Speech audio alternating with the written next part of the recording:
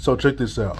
All right, I was reading Proverbs, chapter 17, verse 3, and I, it's so interesting because the Bible, even in the smallest little verses, can contain so much wisdom and just help, practical help for us to walk through life.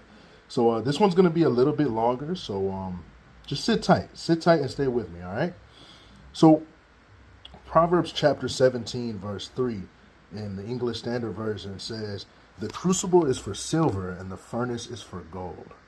That seems like a little bit, right? Check this out. Crucible.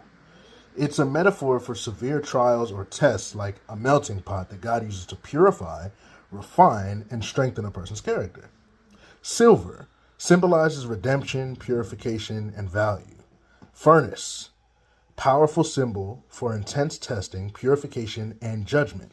And then gold symbolizes divine glory, holiness, purity, and perfection.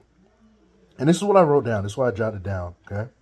Well, when I put this text together alongside the understanding of the definitions of each word within this verse, it leads me to the following conclusions. Number one, the silver and the gold are symbolic of valuable possessions, yet they were listed after the tribulations.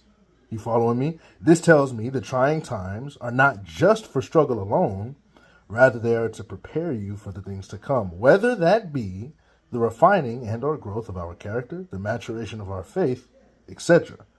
It doesn't sound pretty, it doesn't sound cute, but this is what the Bible says. And I feel like these things will help us walk through life, especially in those seasons where we feel like trials and tribulations is coming and we're just trying to follow God and we don't understand why and we're praying for him to get us out. Stay with me now. I'm going to touch on that, okay?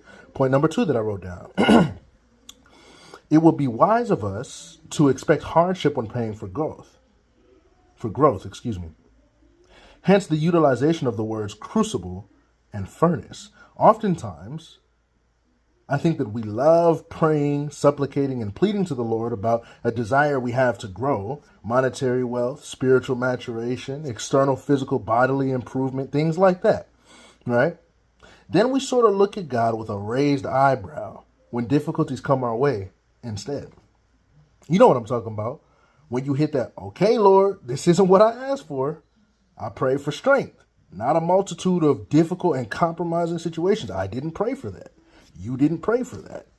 You've been there before. I've been there before. I think that when we do this, though, we forget that the Lord is not a genie. Uh-oh, I'm getting in trouble with somebody. The Lord is not a genie. If we ask for strength, instead of light shining down from heaven upon our